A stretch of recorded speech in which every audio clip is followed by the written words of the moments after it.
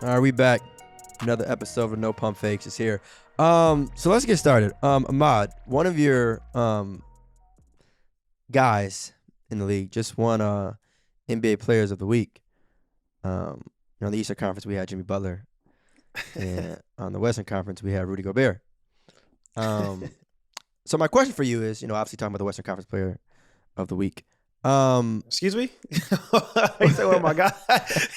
You say one of my guys. I thought you was gonna say Jimmy Butler. I'm like, all right, that makes sense. Miami Heat. That's my biggest. Right, if I had a team, I would support them.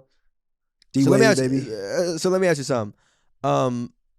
Should the league be afraid of the Utah Jazz?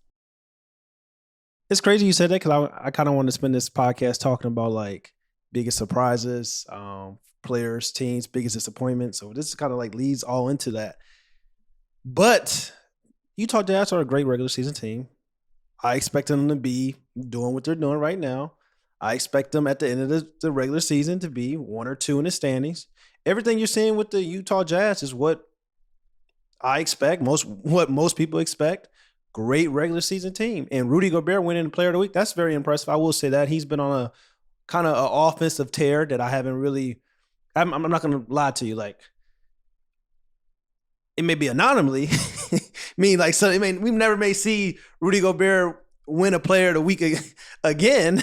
But, it is impressive. It's special, I guess. That's but cool. I don't. That's tough.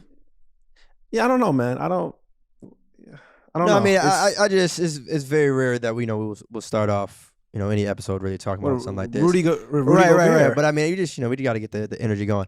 So speaking of a team that's 5-1 again, as of the date of this recording, right? Ahmad, another team that's 5-1? Yes, I do. The Golden State Warriors. Okay, cool. That's not who I was talking about. But do you know another team that's 5-1? Oh, it's now. Do you? I'll say them if you want. If you want to give you a hint. New York Knicks. There you go. You go. There you go. The Knicks are 5-1 now. Again, a lot of people that listen to No Pump Fakes are fully aware that, how can I put this lightly? That you're not the biggest fan of the team that plays their home games at Madison Square Garden. So my question for you is, man, addressing all those people that are ready to probably curse you out for all the quote unquote hate. Now I know you don't deep down hate the Knicks. No. But how do you feel about the start of the New York Knicks regular season? It's crazy because Derrick Rose is, being from St. Louis, is one player that everybody loves. Is Derrick Rose, because we didn't have like a basketball team, so everybody from St. Louis just go to Chicago Bulls games to support Derrick Rose. So I root for Derrick Rose. Like the city jerseys came out. I may get a Knicks city jersey. It's gonna be Derrick Rose, of course. It won't be nobody else. But at the same time, the New York Knicks they've been impressive defensively. They've been impressive offensively. RJ Barrett just had a big game, a coming out party. Hopefully he can sustain that. That was me in your pick for like, if the Knicks gonna be a dark horse team to reach the Eastern Conference Finals, RJ Barrett has to take that next step. So far, early in the season, he's been a little iffy. Then he had that breakout game, so I'm looking for consistency with RJ Barrett. So hopefully that continues. But the Knicks have been impressive. I will say, though, pump the brakes. I will say this is the same team that was celebrating their first win of the regular season, like they won the NBA championships. I will say, when they play the Brooklyn Nets, Lord knows if they beat the Brooklyn Nets, they're going to be probably celebrating they won a championship again. So that's the annoying factor when it comes to New York Knicks, their fan base. But for the players, they play hard. Offense, they got a good offense going. They got a good defense going. My biggest thing is like come money time in the playoffs and close games in the regular season. I said this last year. I said this. I'll say this again. There's a reason why Derrick Rose had to become the best player for the New York Knicks in the playoffs. It's a reason why in close games, the ball needs to be either in Kemba Walker's hands or Derrick Rose's hands because they're true shot creators. If Julius Randle can understand that and kind of have this unselfishness like Giannis Antetokounmpo has had throughout his entire team with the Milwaukee Bucks, knowing that, you know what, in the closing moments, I can get us there to the fourth quarter, last 5 minutes, and if it's a close game, I'm going to let Chris Middleton take us home. I may let Drew Holiday take us home. Even though Giannis is, a top 5 player in the game. Some people like me are going to criticize him a little bit, be like, yo, Giannis, you got to you're supposed to be the top 5 player. We want to see you have those moments. But Julius Randle is not that. So him giving the ball to a Kemba Walker, giving the ball to Derrick Rose and saying, yo, let them take them to the promised land, I have no problem with that. Will his ego allow him to do that? I do not know. And I think that's going to be either the making or breaking of the New York Knicks in this regular season and possibly in the playoffs. So that's what I'm kind of interested to see with the New York Knicks. Well, right now, I want to rejoice and celebrate and be happy for the Knicks because they started the season off 5-1. Now, at this point, I know it's 6 games in, right? But at this point, I can't say it's a lock for them to make the playoffs. Obviously, anything can happen over the course of the season, but I think when you consider the amount of teams that are still 5-1, and again, before tonight's games, right? This is just as of the day of when we're recording this. It's definitely, happy times for, and the reason why I say that is because, they're 5-1 now, but who knows what's going to happen, when they play the Raptors. They can. But I'm just talking about just to tonight's game. But it's super early for everything. You know what I'm saying? It's super early for MVP predictions. It's super early to name Coach of the Year. It's super early for anything. So I only ask that because we should address what's happening now. So I'm just happy for Knicks fans. I'm happy for RJ. If we're gonna address Knicks fans, let's address Washington Wizards fans because we've been hard on them Please do. the entire off season. They have a balanced team. They're playing well right now. Bradley Beal, Trez. We both said that Trez being back with the Washington Wizards instead of the Los Angeles Lakers being on a championship caliber team, he's gonna get back to his old ways. He's doing that right now. Kyle Kuzma has been, up and down. He's had good games, had bad games so far early on. Spencer Dinwiddie has been special. Combo guard. The Washington Wizards, they have a nice balanced team, but like you said, it's very, very, very, very early. So don't be surprised if the same top 3-4 teams right now in the standings come the regular season. We'll play this clip back because we keep everything on no pump fakes. Of course, Don't be surprised if we talking about the Washington Wizards and the New York Knicks. They're number 1 and number 2 right now. They may be 7th and 8th seed in the play situation. This guy, man. Look, by the end of the regular season. I'm happy for y'all out there. I'm happy for y'all right now. Okay, Who knows? You're gonna be one of those where it's like, they're playing well now, but give them some time. All I'm saying, they don't have the type of respect or reputation like the Milwaukee Bucks. Whom the Milwaukee Bucks are 5-1 right now. We're like, all right, cool. We know what Milwaukee gonna be about in the end of the regular season. Or the Miami Heat. The Miami Heat are 5-1. I know what the Miami Heat are going to be about. They may drop. They may be a 4th to 5th seed, but they're gonna be up in there. That doesn't surprise me. You know what I'm saying? The Utah Jazz being 5-1 right now, that doesn't surprise me because I've seen their team be a model of consistency for the past few years. So it's just kind of like the Knicks, we haven't seen that. The Washington Wizards, we haven't seen that. So, of course, we're going to be like, oh, okay, it's early. We'll see. We got to keep our eye on even the Chicago Bulls because both of us said, Chicago Bulls can be the Phoenix Suns of the Western Conference, can be the Phoenix Suns of the Chicago Bulls can be the Phoenix Suns of last year, basically saying, in the East, they can be similar to the Phoenix Suns. They got key pieces and then they can make a run for a top 3, top 4 seed. Or they could possibly be a play-in situation. So, it's just kind of that's what we're kind of seeing right now. I don't know what the Bulls going to do. They look good now, but those other teams in the season, they can flop towards the end. We don't know yet because there's no consistency with those teams in the past. Yeah, and I would say too, shout to Spencer Dinwiddie. Rashad came, on the last episode and kind of talked about him too, and kind of on what he brings for the Washington Wizards. Another team that's 5-1 is the Warriors. Right now, the thing is too about podcasts, right? Whether it be video or audio, is that you can always go back. And listen to what people said. Now, one of us, again, thought that they wouldn't make the playoffs. It doesn't matter who it was. It really doesn't matter, right? It's tacky to sit here and try and reflect on that. But either way, right now they're 5-1. Steph is looking like Steph. So I might as well ask this question. Why not? I don't really like to beat around the bush. So is Steph at the table right now? Is he at your table, even though it's six? It's 6. You should be asking yourself that. Why would I ask myself a question? Because you don't want to think he was at the table. I've always said it's 3 players. There's only been 3 players: LeBron James, Kevin Durant, and if it's a third player, I said it's Steph and Curry. You was like, no, it's Giannis and Kevin Durant. Don't ask me that question. Ask yourself that, is Steph Curry, because I've always said the top 3 players in the NBA for the past like 5 years, damn near, other than James Harden. You could add, maybe James Harden and Stephen Curry flip-flop some of these years, but it's always been LeBron, KD, and Stephen Curry. So I always said, goddamn, Stephen Curry, if anybody is at the best player at the table, he's in there, bro. Like, come on now. Don't leave me on no island. Nah, I'm leaving you on the island. Man said, shit, I don't know what he talking about. Ask yourself that. Is he at the table? Bro said, we. What you mean, we?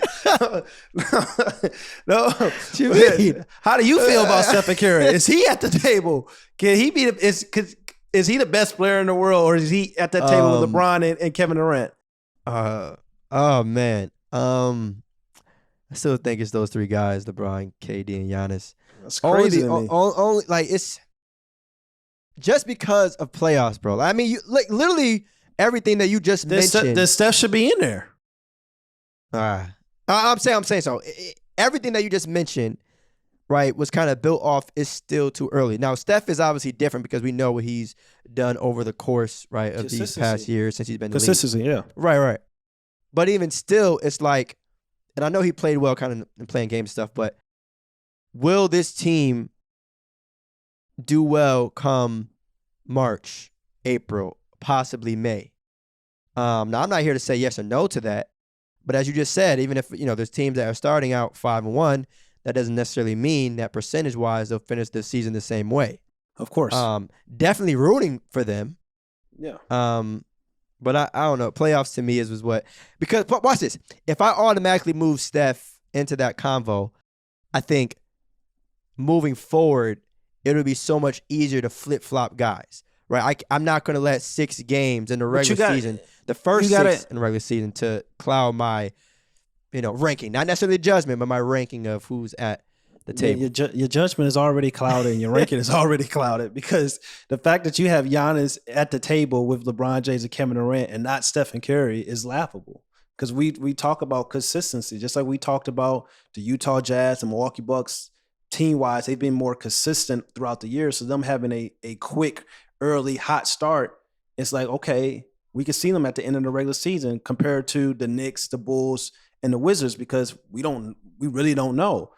Consistency, LeBron James, Kevin Durant, Stephen Curry. We know if they've done consistently in the regular season, but most importantly in the playoffs for years. So for the fact that you have Giannis over Steph at that table, when I can point to a lot of playoff performances in the past 3 years where Giannis was hit or miss, and this last year he kind of like finally got through and kind of got over those humps and those hurdles and stuff, compared to when he plays the Raptors that 1 year with Kawhi, when he faced the Miami Heat. So it's just kind of like, I don't understand how that was even a question, having Giannis over Steph at the best player in the world table. I think next to LeBron and KD. Right. I think there's a very thin line, though, between consistency and what have you done for me lately.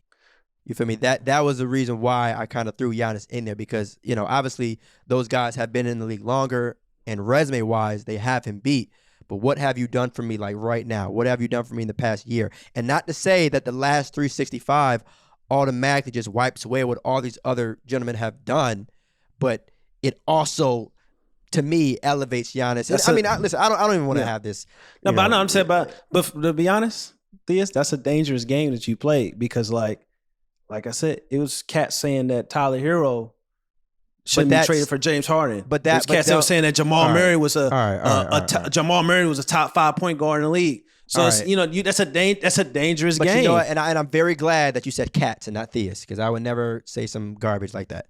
But the thing is, though, and again, I said before, is like the reason why I was so comfortable putting Giannis higher was because how like the gap wasn't that far previous to Giannis's amazing season. The gap between Tyler Hero and James Harden, I don't need to finish that statement. You feel me? But the gap between Giannis and, like, let's say KD or Brown or Steph, it wasn't like, LeBron was and KD were so much higher than Giannis that now it's like, all right, well, damn, Giannis just jumped up. He just moved past 12 different people. Though, but you can make that argument with Kawhi Leonard though as well. So you know what I'm saying? Like, okay, fine. That's fine. I don't think a healthy Kawhi and a healthy Giannis, I'm not really taking Giannis over Kawhi, really. But either You know way, what I'm though, saying? So but that, I get it, but even that's not even that like isn't a far enough gap. The Tyler Hero to James Harden thing, that's a gap. Jamal Murray being top 5, consider who you have there. That's a gap.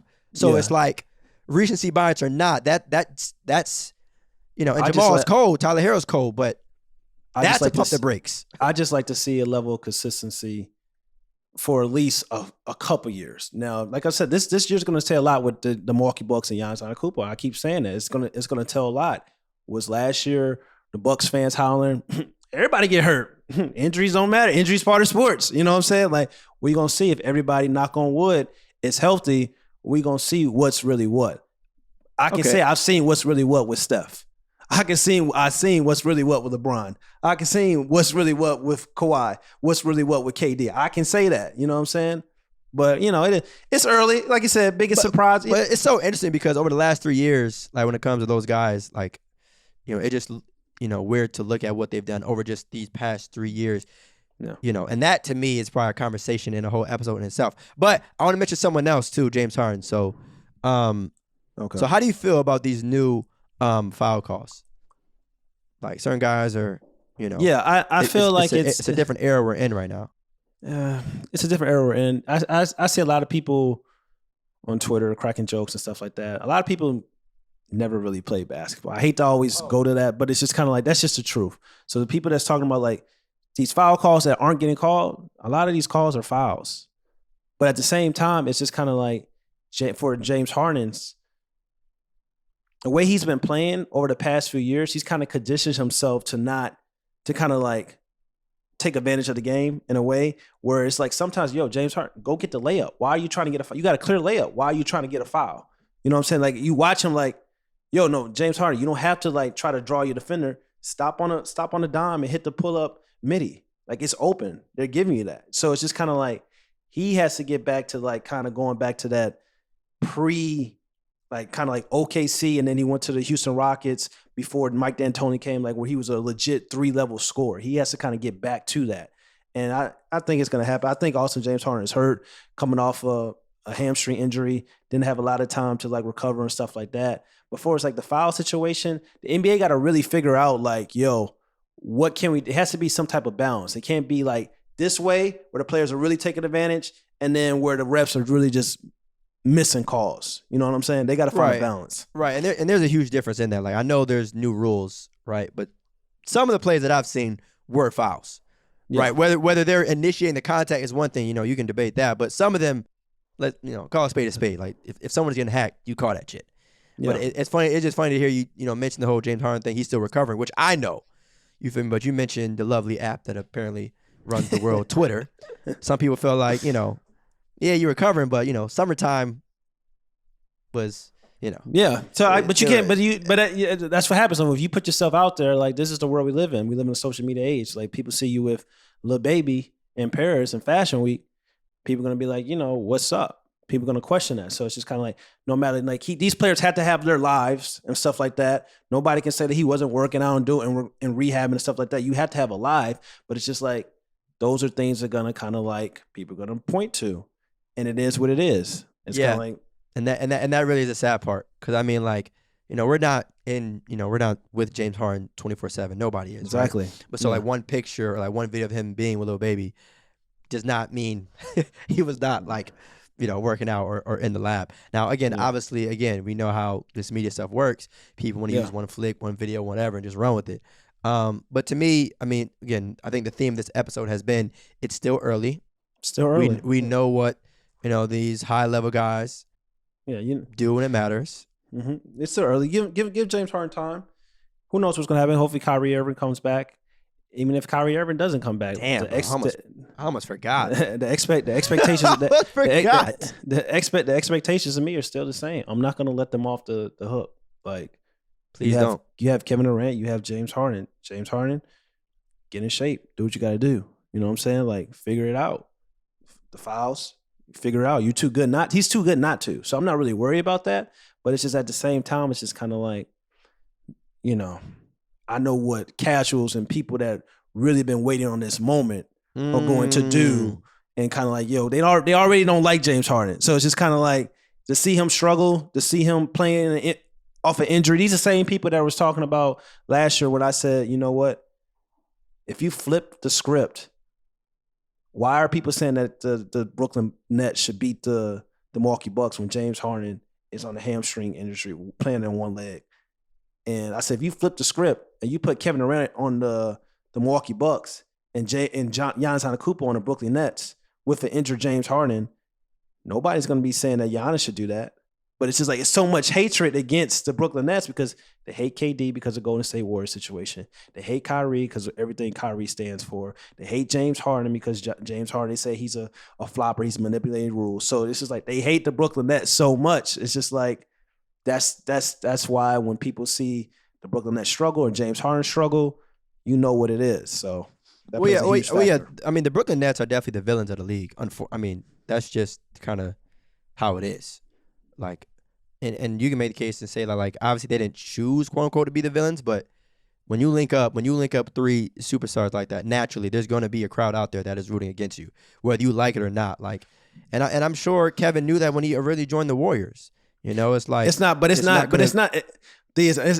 gotta understand, bro. It's like it's not like people hated the Warriors, but it was just like they still love Steph, they still love Clay. You know, they hated KD. You know what I'm saying? Right. They hated KD. Okay. Right. But again, when you mentioned Steph and Clay, but those guys were originals and they were already with the Warriors. And for the record, right, I'm not saying that there's a reason why people should hate these players. Yeah. But I'm saying though, like James Harden, he wanted to go to Brooklyn.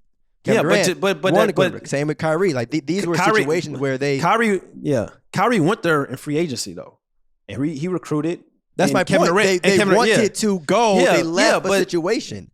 But at the same time, it's just kind of like, if you look at the situation of Golden State Warriors, people hated Kevin Durant more so than they hated the Golden State Warriors. You know what I'm saying? It's just like, but people, Clay and Steph Curry. Come on now, these are two media darlings, two top 10 media darlings in the league. Everybody loves those guys. James Harden, one of the most hated basketball players in the world. Kevin Durant, Kyrie Irving, like it's people that are really like rooting for them on the field. I heard stuff and I seen stuff on when Kyrie Irving got hurt. Good. James Harden got hurt. Good. Nasty stuff. That's what I'm saying. These guys are hated that much by a lot of people. And it's crazy, man. Why do you think people don't like James Harden? They don't like James Harden because James Harden is good. And one, it's just kind of like James Harden is just like, sometimes when you have like favorites when it comes to like all-time greats, when we talk about scoring, and then you see players that kind of like, are doing things and breaking records, and you don't really like his play style and the way he does it. It's the same reason why people are against Giannis Antetokounmpo. Like some of these pure hoopers and people like, they don't like how Giannis plays. That's what it has to, you know what I'm saying? They don't like how Giannis plays, similar to James Harden. They don't really like his play style. But the difference between Giannis and James Harden is just that James Harden is putting up these records and breaking some of these records where it's just kind of like people are saying, well, he's foul baiting. He's going to the line too much. All thing he does is shoot threes. He's step back, stuff like that. He's not a better scorer than Kobe. And he's not a better scorer than Michael Jordan or Wilt Chamberlain and some of these things, even though he's like getting these numbers and he's breaking these records. It's just like, you got to mention and give him his respect as one of the purest and greatest scorers this league has ever seen. And people don't like that. It's the same thing with LeBron James coming into the league. He had the chosen one on his back, meaning like he was going for Michael Jordan's throne. All the old heads ain't like that. You know what I'm saying? They didn't like that. So that's why he put a target on his back, and then they kind of ran with that. Like they don't like that. So people just don't like greatness in a way, especially when you're like competing and breaking records that sometimes people feel like, shouldn't be broken or never was going to be broken. And players of some of these all-time favorites like the Kobe's, like the Michael Jordans, like the, all these great guys, Wilt Chamberlain and stuff like that. People don't like that. So that's just what it is. Yeah, folks would rather nitpick on what a guy doesn't do as opposed to appreciate what he does on what he actually does on a basketball court. Yeah. I think that's really what it comes down to. And it's one of those situations where like you don't appreciate a player until like he's actually retired. And I don't think that's ever been more true, for a player like LeBron. Like when you like, will we really ever see a player like LeBron again? Definitely not. No. But now, like, and I'm not even just talking from a simple talent. Like, okay, he's great, triple doubles, chips, all that, right? I'm talking from an age thing. We in what, 19, year 19, Mm-hmm. and we still talking about this man being, the best player on the planet. And so, And I if mean, not you gotta that, top 3. right, and you understand too. At some point, obviously, we still know he's a human being, and Father Time's undefeated. Whenever you think he's going to retire, understand that like 19 years doing anything is difficult to do, right? But 19 years doing something and still being considered one of the greatest, that like He's special, and people got to understand. LeBron got $1 billion in the account. To have that drive, to have that passion, to have that purpose, to still want to go out and hoop every day when he don't have to. He ain't got nothing to prove. LeBron James is every time LeBron James steps on that basketball court, it's for the love of the game. It's also before like, it's just icing on the cake, man. Like he already got rings, he already got records. You know what I'm saying? It's just like he's done it all. LeBron James can retire tomorrow, and his legacy is stamped, solidified. Top 3, no matter if you want to say he's number 1, number 2, number 3. He's in the top 3, no matter where you rank him. That's what I'm saying. He's stamped. So it's just like to still have that love and that passion in year 19, to want to come up and go out and practice every day, to work out, to spend money on your body in the offseason, get yourself prepared for the regular season. Like that drive and that motivation, people don't understand. Like this man is an all-time legend. And it's gonna be sad when the day he retires. And I think people gotta also stop trying to put like a limit on like when he's gonna retire, because like, he could be on some Tom Brady shit. Like he can be really play like, at another high level for 4 to 5 years into his 40s. Like he's top 3 right now. And to some people, he's number 1. And he's about to be 37 next month. Think about it. The thing is though, with that, it raised the question of if and when LeBron retires. Like, do you think there would be like a sharp decline? Right? So like if he's averaging 28 one year, do you think the next he'll average like 22 or some shit? LeBron, and if that happens, do you think he'll retire then or what? LeBron James won't. If LeBron James can't put up 20 points per game and 27-7, he'll retire. Though if he can't put up at least 20 points per game, to like 27-7, and still be a factor and still be a third option on the team later in his career, I don't know how long he's going to play, but that's my like. If he can't do that, then he'll retire. But see, that's good. My thing too. You mentioned third option. I can't see LeBron like, and I don't think he has like ego problems. It's not that. I just don't see. I can't imagine having LeBron James on the team and saying, all right, he's a third of our big 3. But he plays the point guard position. You know what I'm saying? It's just kind of like he can be that point guard and facilitate and dictate pace. I mean, facilitating and being a leader is different than being the third option. Well, that's what I'm saying. It's not necessarily third option, more so like third option when it comes to scoring. LeBron James don't care. This is a guy that, he made Bowie Gibson money. You know what I'm saying? Shout out. He's known Timothy Moss guy. He made him money. Matthew Dellavedova, he made them money. You know what I'm saying? Like this guy don't care. Like scoring ain't his, like he just cares about making the right play. So like the older he gets, if he got to take a back seat from his scoring and just kind of play that facilitating role, like I said, 20-7-7, he's averaging below that. That's when he'll probably hang it up. Knock on that door. Yeah. I mean, it is what it is. I mean, I don't know, bro. It's just crazy to think that, we're reaching the age where that legit is a conversation of possible retirement. He hasn't, right, hinted at it, but you kind of know that at some point, it is on the horizon. And even though, we talk about, nobody knows when he's going to retire. You don't want to put a time limit on anything like that. You mentioned Tom Brady. It's the same thing. Like, at some point, right, regardless of who he is, how well a person, keeps up with their body and trains, Father Time is Father Time. So I would just say that to everyone else, some people appreciate what we have. Yeah. Like, definitely appreciate what we have. But, some guys, like Tom Brady, LeBron James, they're just anomalies. Like we've never seen nothing like them ever. You know what I'm saying? It's just kind of like we never seen this, Thea. So that's what I'm saying. I don't understand. Like people like, a year or 2 years. We may really see LeBron James for 4 to 5 more years, and we may be looking back like, damn, we thought he was going to retire in his third. He 41, 42, still balling, still hooping, still competing for championships. Maybe, you don't know. Like you don't know. I would say this for like Father Time for LeBron James. Father Time is more so if he suffers injuries. It's taking LeBron James longer to recover than it has in the past. Also, I'll talk about the game aspect when it comes to LeBron James and Father Time speaking, which is why it's so frustrating to watch the lineups that Frank Vogel keeps putting out on a daily basis, because you starting two centers, you got Russell Westbrook and LeBron James on the court at the same time. LeBron James doesn't have the athleticism enough to constantly attack the rim when it's not enough spacing.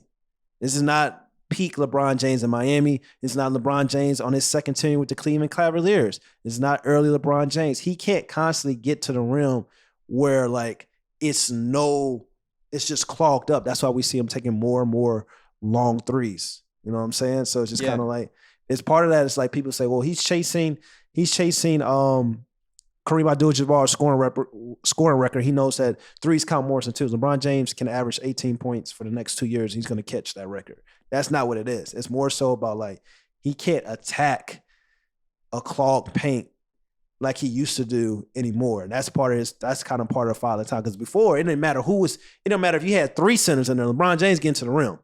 But now it's not like that. So now I laugh because like just the idea of like everything that LeBron has done, like him breaking Kareem's record.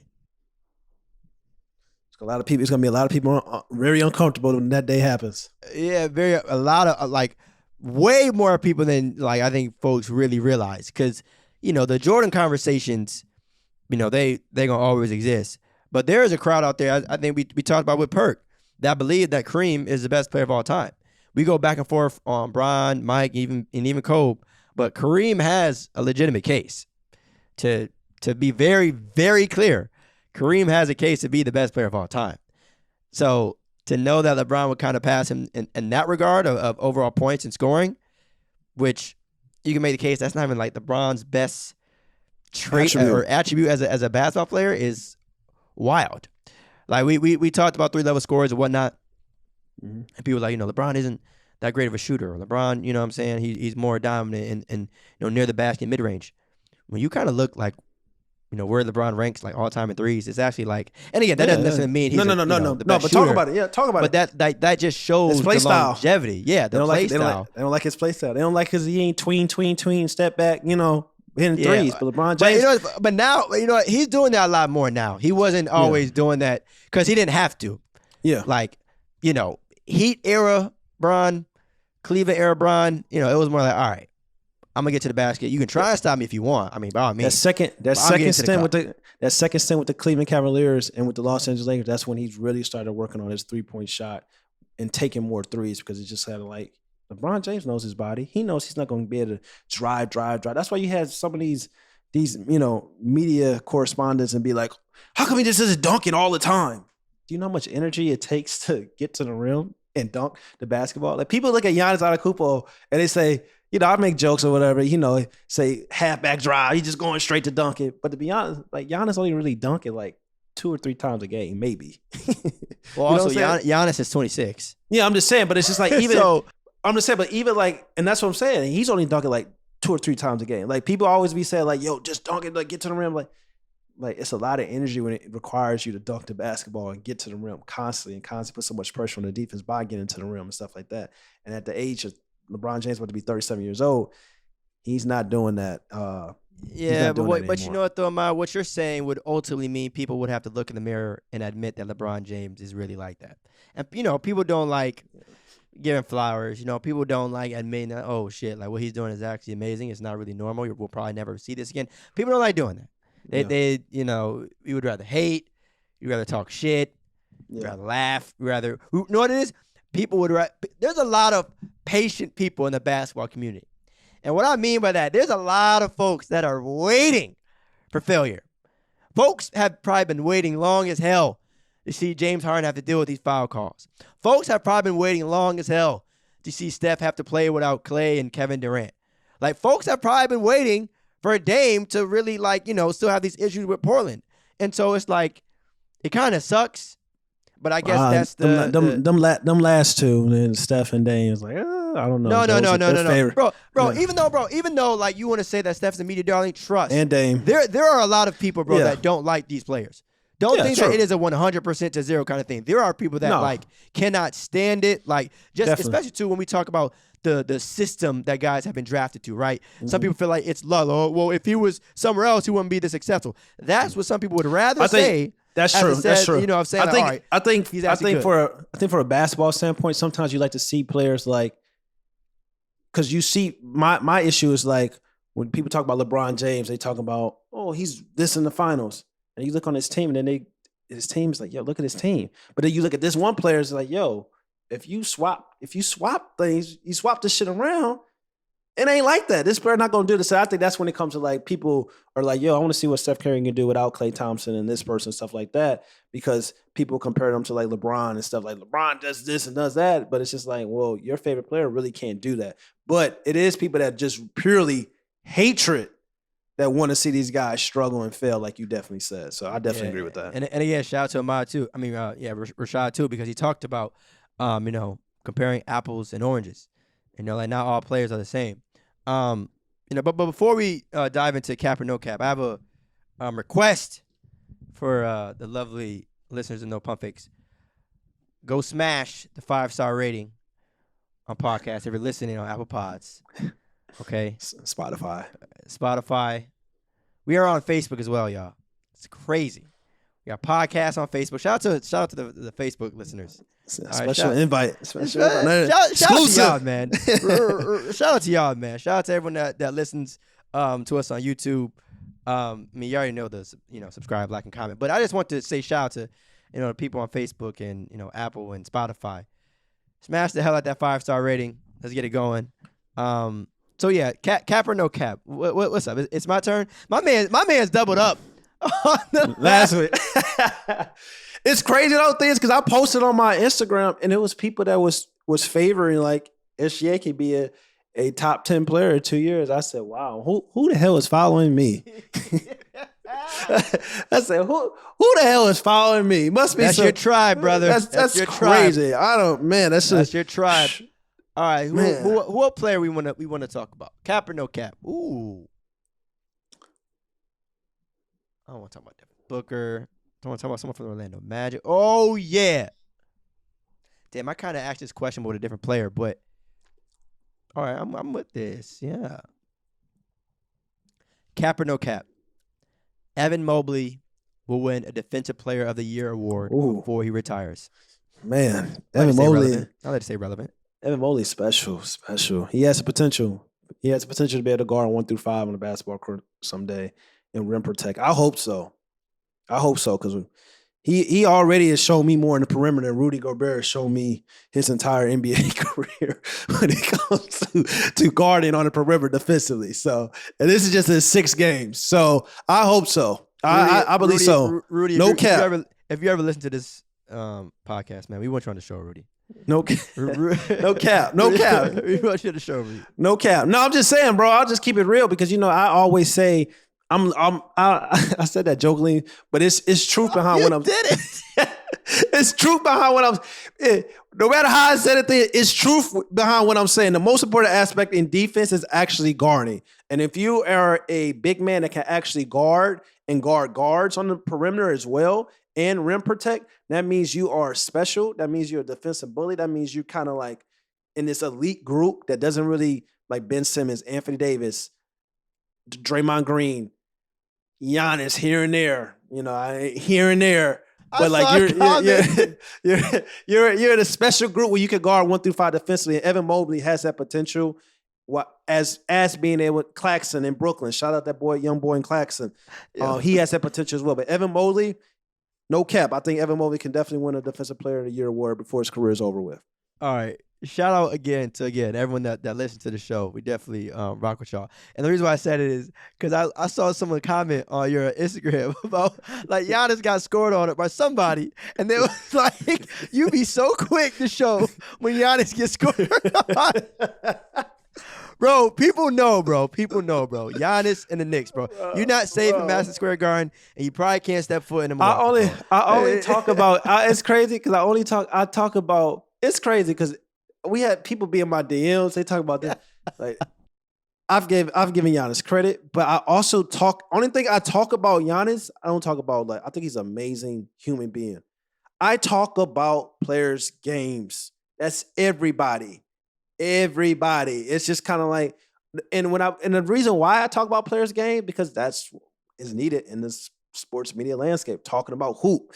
I'm not talking about, what do you want me to talk about? If I see something, I'm going to point it out. I think what it is, bro, is a favoritism, bro. If I had to guess what these people I don't have no favoritism. Ain't no favoritism in my I'm just ain't no saying. favoritism in my book. People don't like the truth. Saying, if Giannis gets scored on, maybe you're highlighting that a little bit more than when another individual is scored on. That's what I'm guessing. That's what I'm guessing. It's only an issue. It's only an issue with these players when I'm talking about something in their game and people think it's a negative attribute in their game. It's only an issue with the media darlings. Giannis, Stephen Curry, Damian Lillard, Luka Doncic. Every time I say something that's not like, oh my God, they're doing something amazing, and I critique their game, it's a issue, it's a problem because they're so loved by everybody in the NBA. That's just what it is, bro. Hey, man, I refuse to sit here and let you call Damian Lillard a media darling. Stop it. Stop it. I refuse. Stop it. I refuse. Maybe because of the whole top 75 issue, if that's what you want to run with, but Dame is not a media darling, bro. Stop it. He's loved. He is loved. He doesn't get the same time. By Portland. He's loved by the national media audience, bro. Stop it. People love Dame. Stop the cap, bro. All right. Maybe put it like this. Maybe there's levels to the media darling. Yeah, they do not love Dame as much as they love Luka, bro. But he's not as high as those players. But he's on that list, bro. People give Damian Lillard a lot of excuses. And that's a podcast for a different day, bro. People give Dame a lot of excuses sometimes. I don't think so because it's not like he's ever had a lot to work with. Like, it's not like Dame has been walking around Portland with Kevin Durant on his team and people are saying, oh, you should have won. Like, realistically, when you look at who the Blazers have had to face. Now, granted, don't get me wrong, there have been some series and games where they should have performed better, but it's also not like Portland has rolled out 4 Hall of Famers on the squad. Here's a perfect example. James Harden's been playing bad, averaged like 17 points, shooting like 40% for the field, 5 rebounds, 7 assists. You know who else has been playing bad for a couple games? Damian Lillard averaged like 17 points, 3 rebounds, 4 assists, shooting high 30s from the field. Who's been talked about and covered more? It's been James Harden and also been Russell Westbrook. Nobody was really even talking about Dame. So I use that because that's what I'm talking about. You got certain players, they're all playing bad right now. But nobody was talking about Damian Lillard. They was talking about James Harden, and they was talking about Russell Westbrook. Russell Westbrook dropped 34 points. Then he had a bad game. Nobody talk about the 34 points. They talk about the bad game. That's what I'm saying. Like, bro, come on, bro. I can't let you slide with that. Like, Dame is definitely loved and praised, bro. Maybe because man said praise. Maybe the expectations have something to do with it, right? James Harden and Russ are MVP, so maybe they're held at a higher standard. I don't know. I'm just trying to think of like what reason people would have to feel that way towards certain players versus a guy like Dame. Now the Luka thing, the Steph thing, the Giannis thing, I'm okay with that. But I don't think Dame really is completely in that category. Like I just he's don't. He's in that category, bro, because he plays for a small market team. He has like this loyalty, like, oh, I'm gonna stay with the Portland Trailblazers no matter what.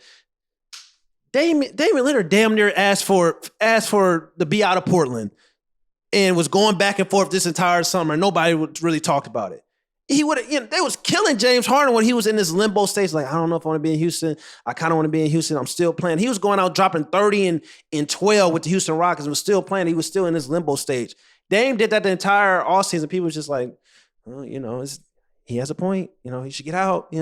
I can understand Dame's situation. I hope he stays important, but I don't understand he wants out of the situation. That's what I'm saying, bro. It's Oh, then there you go.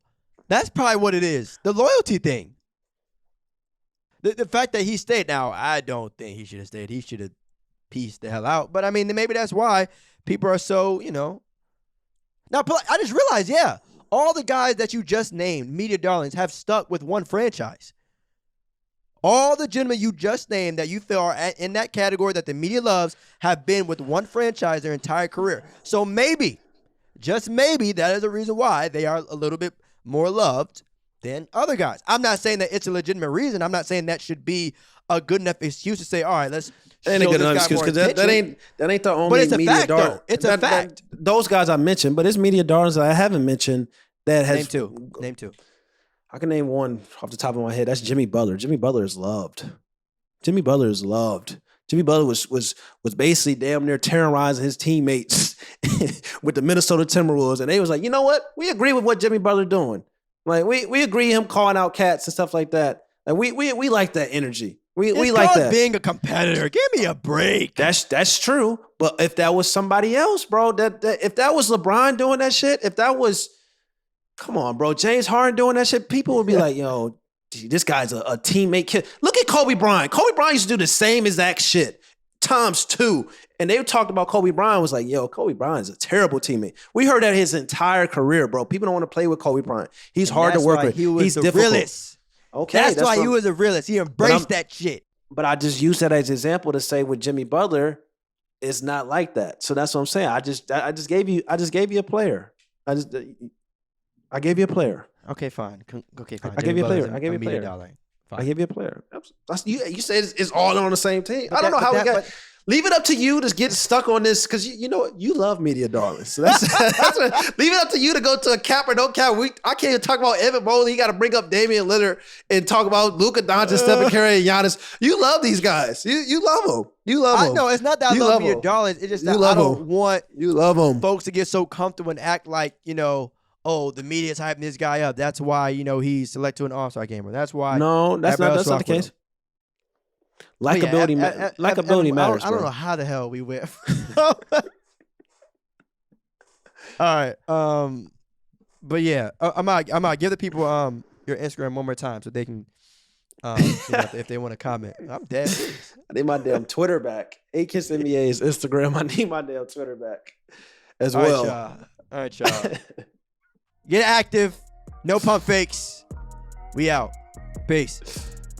It's your boy, M.I.K. Smith, also known as A-Kiss. Make sure you guys go follow No Pump Fakes wherever you get your podcasts.